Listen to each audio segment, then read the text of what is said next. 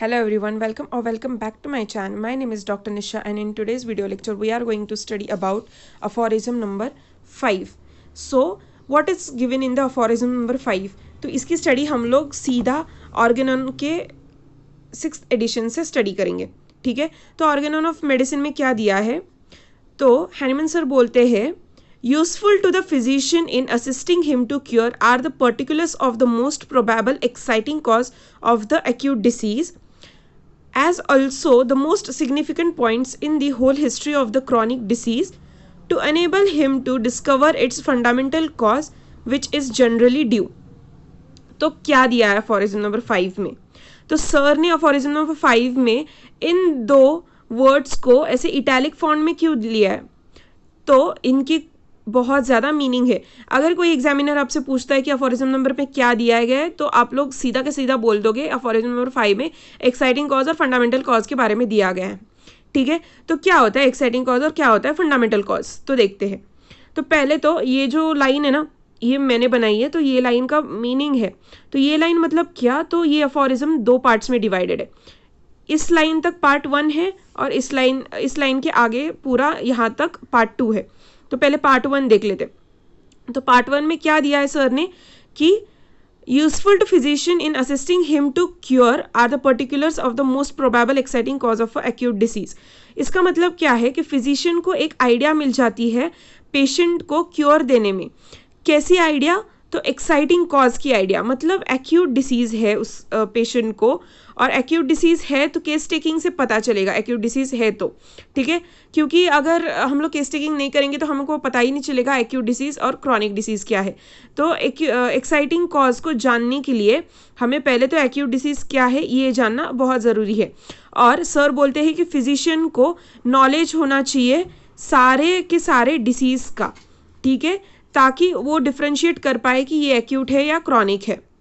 तो देखो, पहले तो हमें ये जानना है कि एक्यूट क्या है और क्रॉनिक क्या है. एक्यूट डिसीज़ हमें पता है. तो एक्यूट डिसीज़ क्या है, तो जिसका ऑनसेट बहुत ज़्यादा सडन है उसको एक्यूट बोलेंगे हम लोग. ठीक है, फिर ड्यूरेशन क्या है, ड्यूरेशन तो शॉर्ट ड्यूरेशन है, मतलब बहुत ज़्यादा कम टाइम पीरियड के लिए है. ठीक है, वो डिसीज़ पेशेंट को. फिर एक तो इसका प्रोग्रेस जो है ना, एक तो रैपिड में होगा या फिर बहुत ज़्यादा होगा तेज़ से और निकल जाएगा. ठीक है, जो हम लोग देखते हैं, देखो ODP लिखते हैं हम लोग केस टेकिंग में, तो O क्या होता है, ऑनसेट होता है.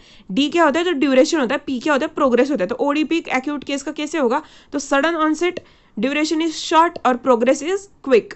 ठीक है, तो इसका रिकवरी फेज कैसे होगा, तो क्रॉनिक एक्यूट का रिकवरी फास्ट होगा या फिर डेथ, पेशेंट की डेथ हो जाएगी, मतलब एंड स्टेज. एक तो फास्ट होगी, नहीं तो डेथ हो जाएगी.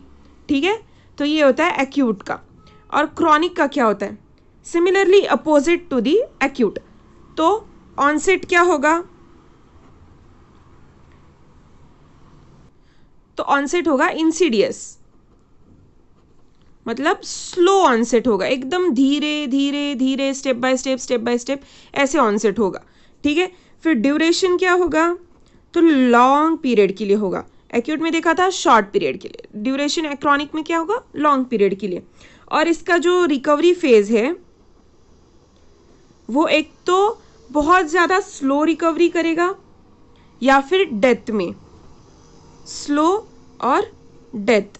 स्लो कैसे और डेथ कैसे, तो स्लो कैसे, अगर ट्रीटमेंट चालू है तो स्लो रिकवरी होगा.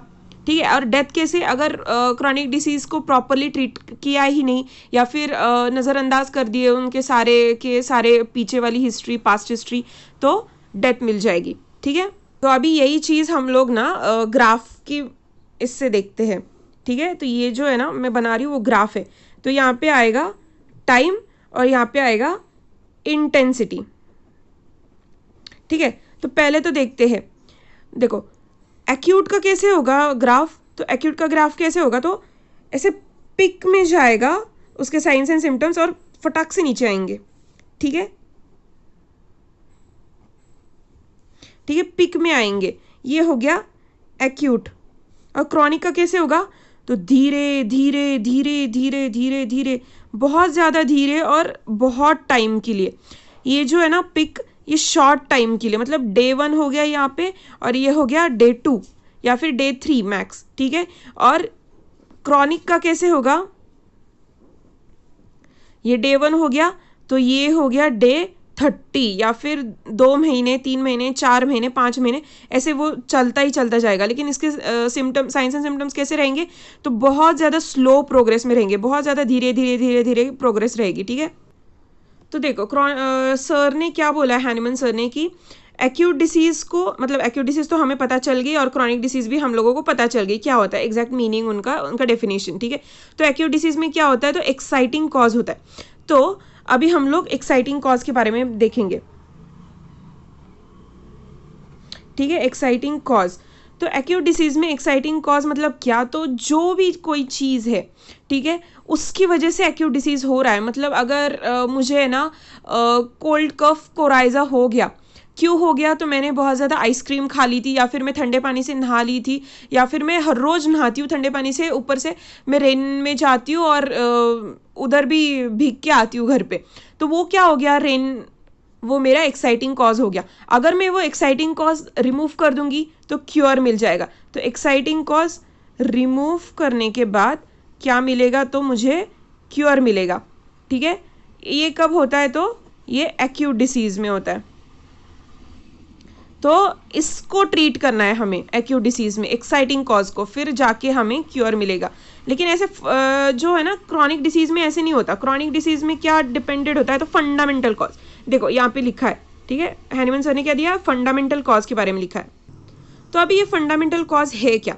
तो फंडामेंटल कॉज हैनीमन सर क्या बोलते हैं कि फंडामेंटल कॉज ये ऐसी चीज़ है जो कि है ना पेशेंट के अंदर प्रेजेंट है, और वो पेशेंट को अंदर ही अंदर खराब कर रही है। मतलब एक जो डायनेमिक प्लेन में, या फिर डायनेमिक डिसीज प्रोड्यूसिंग एजेंट जो बोलते हैं ना, वो है फंडामेंटल कॉज। तो फंडामेंटल कॉज क्या होता है? तो मायाजम्स जो पेशेंट के अंदर प्रेजेंट रहते हैं, वो मायाजम्स इस सब का और या फिर इस क्रॉनिक डिसीज का कॉज है, ठीक है। तो हैनीमन सर ने बोला है कि मायाजम्स 3 टाइप्स के होते हैं। तो मायाजम्स कौन से 3 टाइप के हैं? तो सोरा, साइकोसिस और सिफिलिस। तो हैनीमन सर ने बोला है कि फंडामेंटल कॉज यानी कि मायाजम्स जो कि पेशेंट के अंदर प्रेजेंट है, और इस मायाजम्स की वजह से क्रॉनिक डिसीज क्रिएट हो रहा है। तो देखते हैं सोरा। तो पहले तो सोरा, ये तो है ना मदर ऑफ ऑल दी मायाजम्स है, ठीक है, इसको ये कहा जाता है। तो सोरा में क्या होता है? तो सोरा में फंक्शनल डिस्टर्बेंस होता है,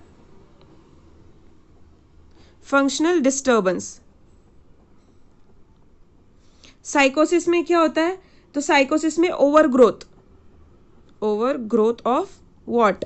टिश्यूज, ठीक है। और सिफिलिस में क्या होता है? तो डिस्ट्रक्शन, ये एंड, ठीक है, सिफिलिस एंड होता है।